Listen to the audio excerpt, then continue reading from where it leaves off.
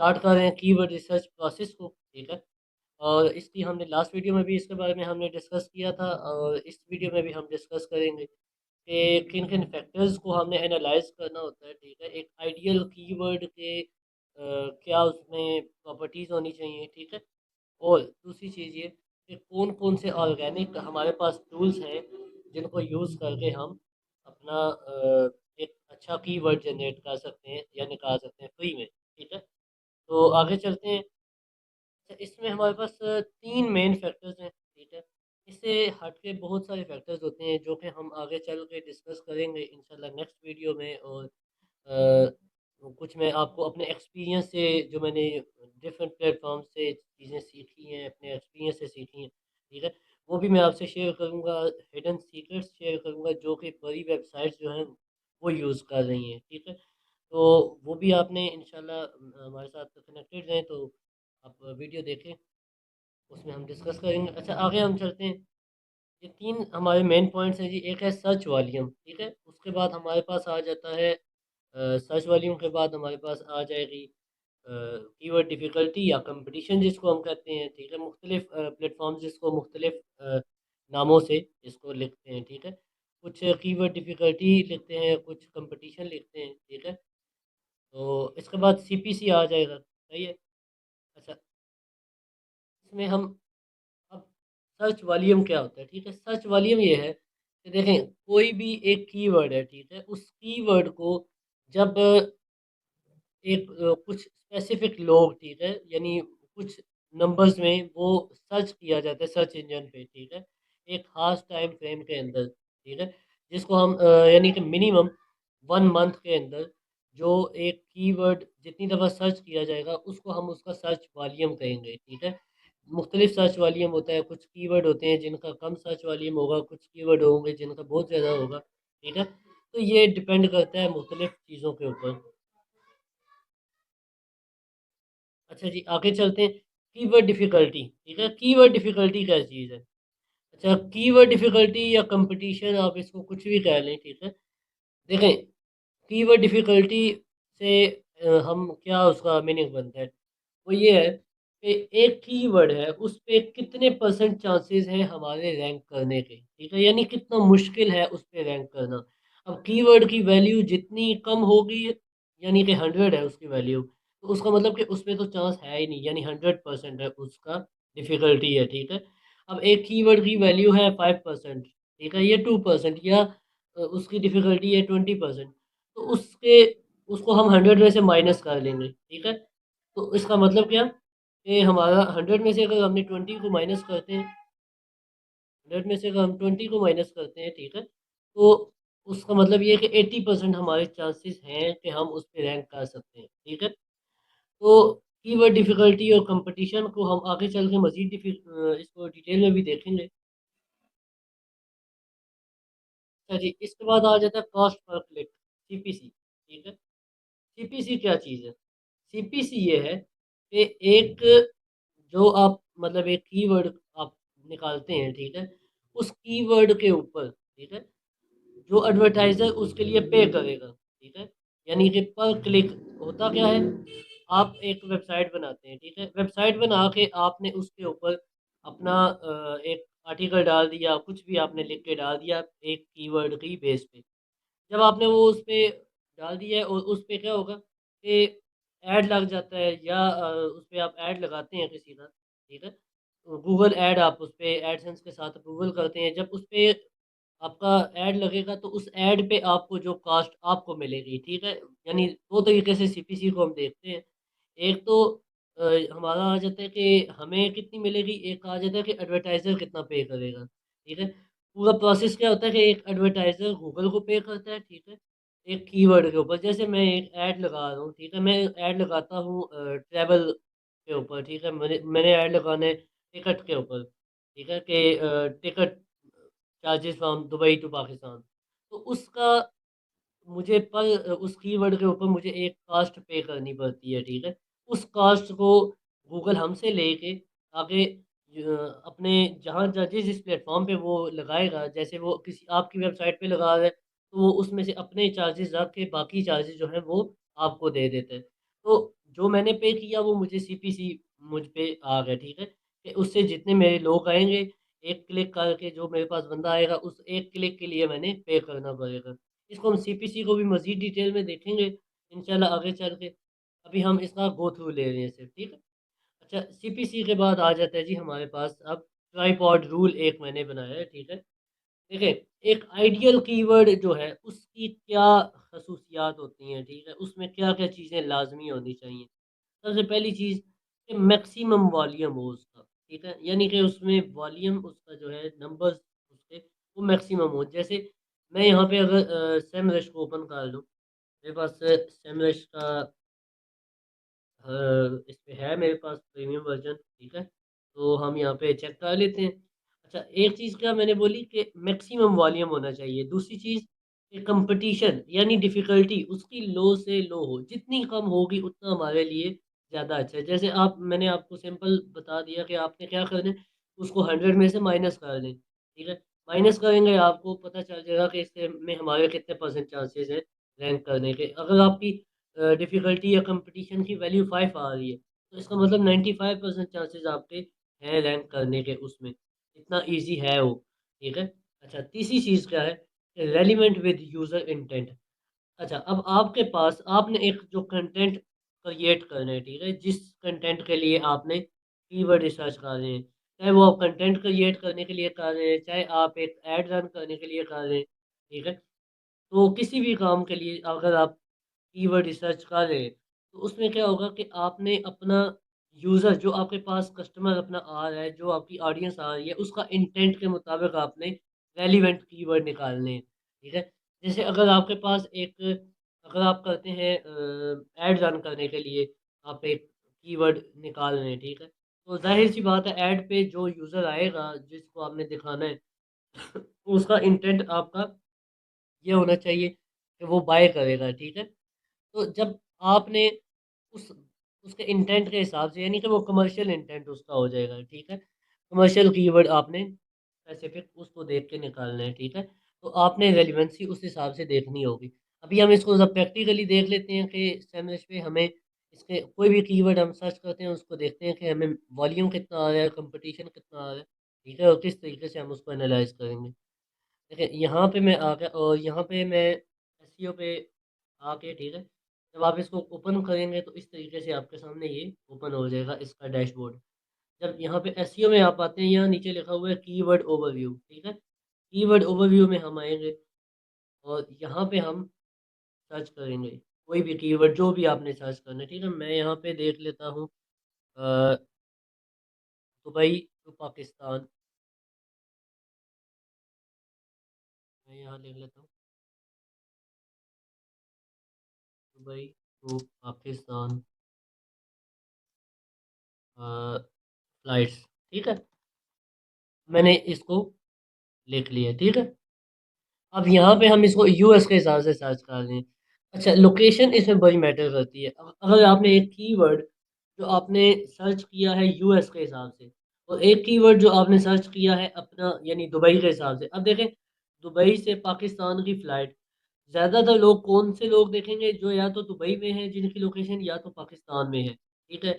यानी जिन 2 कंट्रीज़ का आपस में हम कंपैरिज़न कर रहे हैं या उस हिसाब से हम इन्फॉर्मेशन उसकी देख रहे हैं, तो मैक्सिमम चांसेस हमारे ये हैं कि उसी 2 कंट्रीज़ के स्पेसिफिक लोग उसको देखेंगे। बाकी लोग भी देख सकते हैं, ये नहीं कि बिल्कुल भी नहीं देख सकते, देख सकते हैं। लेकिन स्पेसिफिक हमारा टारगेट ऑडियंस की जो लोकेशन है, वो कहाँ से की आ रही है हमारे पास इस कीवर्ड की बेस पे, वो दुबई से पाकिस्तान आ रही है। तो हम यहाँ पे दुबई या कुछ और कंट्री पाकिस्तान को भी हम यहाँ पे सर्च कर सकते हैं, अगर हमने अपना ऐड या कंटेंट पाकिस्तान में से पब्लिश करना है। इसी तरह अगर वैसे तो क्या होता है कि जितने भी आप वीडियोज़ यूट्यूब पे देख लें कि मेन टारगेट हमारा जो अगर हमने जस्ट गूगल एडसेंस के लिए देखना है, ठीक है? तो फिर तो हम यूएस को टारगेट करते हैं क्योंकि यूएस से जो हमें ट्रैफ़िक आती है, उसमें हमें अच्छा सीपीसी मिल जाता है। यानी कि उसमें एडसेंस से हमारी अच्छा रेवेन्यू जनरेट हो जाता है, ठीक है? क्योंकि ये जो हमें चार्जेज़ जो मिलते हैं, ठीक है? जो हमें हमारी इनकम आती है गूगल एडसेंस से, वो डिपेंड करती है लोकेशन से लोकेशन पे। इसी तरह आपकी नीश के हवाले से भी डिपेंड करती है कि अगर आपकी नीश कंसल्टेंसी या लायर हो, इस तरह की एजुकेशनल होगी तो कम होगा। अगर कंसल्टेंसी या कोई कॉरपोरेट सेक्टर की होगी तो उसमें आपको ज़्यादा गूगल आपको पे करता है, ठीक है। तो इसी तरह जैसे नीश पे डिफरेंट है, इसी तरह लोकेशन के हिसाब से भी डिफरेंट है, ठीक है। हमारी उस पर रेवेन्यू जनरेट डिफरेंट होता है। तो हम यहाँ पे जो उस गूगल एडसेंस के हिसाब से नहीं देख रहे, हम यहाँ पे इसको अपने कमर्शियल इंटेंट के हिसाब से देख रहे हैं, ठीक है। तो मैं यहाँ पे इसको पाकिस्तान इसमें लोकेशन पाकिस्तान की लगा लूँगा, ठीक है। अच्छा, यहाँ पे जब हमने पाकिस्तान सर्च किया तो अब ये देखें, हमें ये लोकेशन पाकिस्तान की दे रहे हैं, ठीक है। और उसके हिसाब से हमें ये डेस्कटॉप का, यानी जो लोग हमारी जो आ रही है जो डेस्कटॉप से आ रही है, तो हम कोशिश करेंगे क्योंकि मैक्सिमम यूज़र जो है वो मोबाइल का है, ठीक है, वो डेस्कटॉप का नहीं है। तो हम कोशिश ये करेंगे कि इसको मोबाइल पे शिफ्ट कर लें ताकि वो हमें एग्जैक्ट हमारी ऑडियंस हमें पता चल जाए कि वो कितनी है, ठीक है। अच्छा, अब ये देखें, यहाँ पे इसने पाकिस्तान से बता दिया कि 880 नंबर्स हमें बता दिए कि इतने वॉल्यूम में इस कीवर्ड को लोग पाकिस्तान से सर्च कर रहे हैं, ठीक है। और ग्लोबली भी इसने हमें बता दिया, ठीक है। अब ये देखें, अरब अमीरात का इसने हमें बताया कि 1.6 के वॉल्यूम आ रहा है इसका वहाँ से। तो मैंने आपको पहले एक चीज़ बता दी थी कि देखें, ये कमर्शियल में अब जिन दो कंट्रीज़ को या जिस स्पेसिफिक एक चीज़ को हम सर्च कर रहे हैं स्पेसिफिक लोकेशन के हिसाब से, क्योंकि इसमें दो लोकेशन ऐड हो गई हैं, ठीक है। तो स्पेसिफिक हमें चाहिए कि हम उसमें जो वॉल्यूम देखें वो भी उसी अ, यानी कि उस लोकेशन के हिसाब से देखें। अच्छा, फिर मैंने कहा था आपको कि इसका इंटेंट जो है वो कमर्शियल है, देखें यहाँ पे कमर्शियल शो कर रहा है, ठीक है। अच्छा, यहाँ पे ओवरऑल ये वॉल्यूम हमें 2.8 के दे रहे हैं, ठीक है, जो एक यानी कि अच्छा वॉल्यूम है, यानी कि बिल्कुल कम नहीं है, ठीक है, एक अच्छा वॉल्यूम है। और पाकिस्तान से भी हमें ये 880 दे रहा है, ये भी एक अच्छा वॉल्यूम हमारे पास आ जाता है। बहुत कम जो होगा वो यानी कि 200 या 10, 20, 50 इस तरह अगर हमारे पास वॉल्यूम हो तो वो बहुत कम होता है, ठीक है। तो ओवरऑल हम उस पर भी जाएंगे, लेकिन स्पेसिफिक हम इस चीज़ को देख रहे हैं कि वॉल्यूम हमें ज़्यादा से ज़्यादा मिले तो वो अच्छा है, ठीक है। लेकिन उसमें फर्दर आगे चल के मैं आपको बताऊंगा कि उसमें हमें फिर क्या क्या चैलेंजेस का सामना करना पड़ेगा आगे चल के, ठीक है। अच्छा, यहाँ पे देखें, ये हमें इससे मुख्तलिफ वेरिएशंस भी दे रहे हैं, ठीक है। पाकिस्तान टू दुबई फ़्लाइट, ठीक है। इसी तरह एमिरेट्स की फ़्लाइट जो है पाकिस्तान से दुबई जाने के लिए। तो इस तरीके से ये हमें मुख्तलिफ कीवर्ड यहाँ पे दे रहे हैं। अच्छा, अब हमने देखा था लेंथ के हिसाब से भी कीवर्ड की टाइप्स देखी थी। तो लेंथ के हिसाब से हमने क्या कहा था कि हमने कोशिश करनी है कि लॉन्ग टेल कीवर्ड को फोकस किया जाए, ठीक है। क्योंकि लॉन्ग टेल कीवर्ड पे हमें वॉल्यूम भी अच्छा मिल जाएगा, लॉन्ग टेल कीवर्ड पे हमें यानी कि इजी होंगे हमारे लिए लॉन्ग टेल कीवर्ड रैंक करने के लिए। तो यहाँ पे देखें, जब नीचे हम इसके वेरिएशंस में आते हैं तो ये हमें एक लॉन्ग टेल कीवर्ड मिल गया, Emirates flight from Pakistan to Dubai, ठीक है। और इसकी डिफ़िकल्टी देखें 39 है। अच्छा, अब हम डिफ़िकल्टी की तरफ भी आते हैं साथ ही। देखें डिफ़िकल्टी, यहाँ पे हमने कहा कि इसका डिफ़िकल्टी हमारे पास कंपटीशन कम से कम होना चाहिए, ठीक है। तो देखें यहाँ पे इसका कंपटीशन शो कर रहा है कितना, 36%। यानी कि पॉसिबल, वो कह रहा है कि पॉसिबल है कि आप रैंक कर सकते हैं, ठीक है। अगर इस पे आप मेहनत करें तो आप रैंक कर सकते हैं। लेकिन अब जो एक जिसको कहते हैं कि अच्छी डिफ़िकल्टी, वो ये है कि आपका 0 से 30 के दरमियान हो, ठीक है। या 25 भी, ऊपर से जैसे आपको 25 कहता है और सेमरश आपको 35 तक रेंज देता है कि 35 तक हो तो आप इजी हैं, उसमें रैंक इजीली कर जाएंगे, ठीक है। तो ये मुख्तलिफ टूल्स के हिसाब से है। लेकिन हमने जस्ट किसी एक टूल्स पे कभी भी हम रिलाई नहीं कर सकते किसी भी चीज़ के हवाले से, ठीक है। हमने मुख्तलिफ टूल्स के हिसाब से देखना है, ठीक है। और अपना कुछ, यानी कि मैं आपको एडवांस लेवल का नेक्स्ट वीडियो में हम एडवांस लेवल की कीवर्ड रिसर्च देखेंगे कि जिसमें हम किसी टूल्स पे रिलाई नहीं करेंगे। अभी तो हमने टूल को फोकस कर रहे हैं, ठीक है। नेक्स्ट वीडियो में हम किसी टूल पे रिलाई नहीं करेंगे, जस्ट हम ऑर्गेनिक तरीका देखेंगे कि किस तरीके से हम उसमें सर्च कर सकते हैं और कैसे वॉल्यूम को हमने डिफाइन करना है, किस तरीके से हमने चीज़ों को देखना है। तो यहाँ पे 36 की हमें डिफ़िकल्टी दे रहा है, यानी कि ये हमें कह रहा है पॉसिबल है कि आप इस पे इजीली रैंक कर सकते हैं, ठीक है। तो हम इसको यानी कि कीवर्ड को हम ले सकते हैं। तो तीसरी चीज़ मैंने क्या बोला था कि रेलिवेंट विद यूज़र इंटेंट, ठीक है। अब हमारा इंटेंट है कमर्शियल, ठीक है। तो कमर्शियल हिसाब से ये हमारे पास उसने शो कर दिया कि इसका इंटेंट जो है वो कमर्शियल है, ठीक है। तो ये तीन चीज़ें हमने यहाँ पे देख ली हैं, ठीक है। जिनसे हमें पता चल गया कि इसका यानी कि ये कीवर्ड हमारे लिए सूटेबल है। अच्छा, इसके बाद देखें सीपीसी मैंने आपको एक बोला था। तो आप जब हम कमर्शियल की बात करते हैं तो फिर हम ये भी देखते हैं कि ऐसा कीवर्ड हो जो हमारे लिए यानी कि फिजिबल हो, ठीक है? ये नहीं कि एक कीवर्ड पे फ़र्ज़ करें मैं एक ऐड रन करता हूँ, ठीक है? तो ऐड अगर मैं रन करता हूँ और उसमें मुझे एक वो यानी पर क्लिक जो मेरे पास एक लीड आ रही है, एक बंदा जो मेरे पास आ रहा है, ठीक है? उसका डाटा मेरे पास आ रहा है, ठीक है? एक इंक्वायरी मेरे पास आ रही है, तो उसके लिए मुझे कितना क पे करना पड़ेगा? तो वो अगर मुझे फ़र्ज़ करें मेरी एक जो प्रोडक्ट है, उसकी मुझे उसमें मेरा प्रॉफ़िट है ₹100, ठीक है? और उसमें जो मुझे कॉस्ट पर क्लिक आ रही है, वो मुझे आ जाती है ₹90 या ₹50। तो उसपे तो मेरी यानी कि जो प्रॉफ़िट है वो तो ₹50 तो मेरा सीधा-सीधा उसका जस्ट मैंने पे कर देने हैं गूगल को ऐड दिखाने के लिए, ठीक है? तो वो इकोनॉमिकल नहीं रहेगा। तो हमने कोशिश ये करनी है कि ऐसे कीवर्ड निकालें अगर हम ऐड रन कर रहे हैं। अगर हम ब्लॉगिंग की तरफ जा रहे हैं, ठीक है, जस्ट हमने रैंक करने हैं, ठीक है, तो उसके लिए हम सीपीसी को फ़ोकस नहीं करेंगे, जस्ट हम वॉल्यूम और डिफ़िकल्टी को फ़ोकस करेंगे और इंटेंट को फ़ोकस करेंगे, ठीक है? तो अगर हमने ऐड रन करना है तो उसमें हम देखेंगे कि सीपीसी जो है वो हमारा कम से कम आना चाहिए। तो यहाँ पे देखें सीपीसी कम आ रहा है। आपने क्वेश्चन किया था कि सीपीसी जो है वो एडवर्टाइज़र पे करेगा या हमें मिलेगा। देखिए मैंने ये चीज़ पहले क्लियर की है, अपने कंसेप्ट आपने बिल्कुल क्लियर रखने हैं, ठीक है? कि अगर आप खुद एज़ अ एडवर्टाइज़र इसको कीवर्ड को ले रहे हैं, ठीक है? अगर आपने एक ऐड रन करना है, आपकी एक ट्रैवल एजेंसी है, आप ऐड रन करना चाहते हैं, ठीक है? अपने टिकट सेल करना चाहते हैं, ठीक है? और उसके लिए आपने ऐड रन करना है कि दुबई से पाकिस्तान के लिए फ़्लाइट्स जो आ रही हैं, उनके टिकट्स हैं मेरे पास और मैं वो सेल करना चाहता हूँ, ठीक है? तो उसके लिए ये सीपीसी वो है जो आपने पे करना होगा, ठीक है? ये सीपीसी वो है जो आप पे करोगे, ठीक है? आप एक आपके पास जब एक बंदा आएगा, उसका वो आपसे राब्ता करेगा, ठीक है? अपना नंबर देगा या आपको आपके ऐड के ऊपर क्लिक करके आपके पास आकर आपको नंबर देता है, ठीक है? अपना या आपसे बात करता है।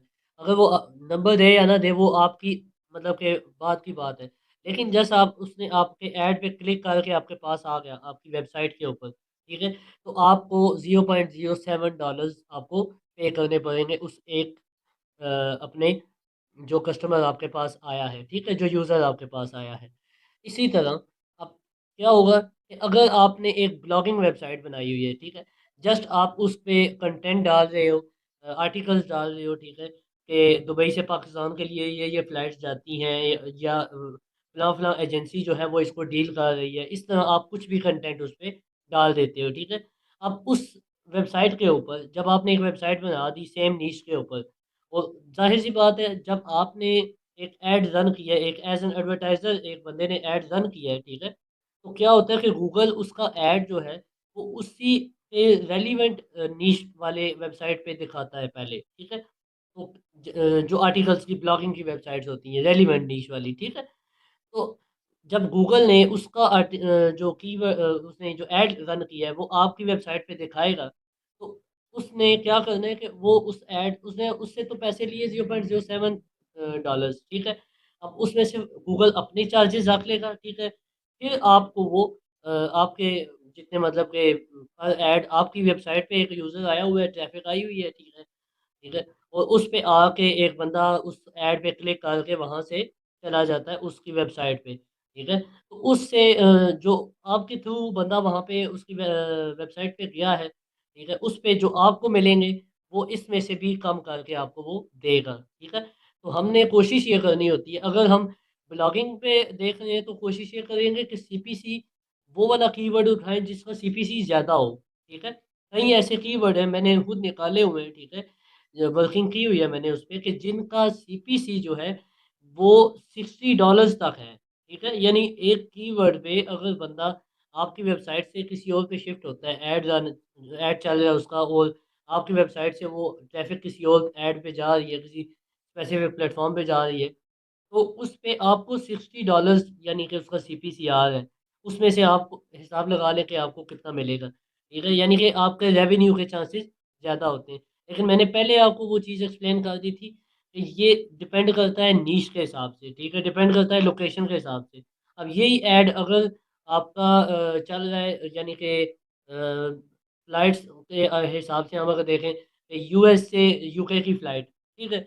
या यूएस से स्विट्ज़रलैंड की फ़्लाइट, तो ज़ाहिर-सी बात है कि जो यूएस का जो यूज़र है, ठीक है? वो वहाँ पे डॉलर्स में पे कर रहा है। तो वहाँ पे जो उसका जो टिकट है वो भी डॉलर्स में वो परचेज़ कर रहा है।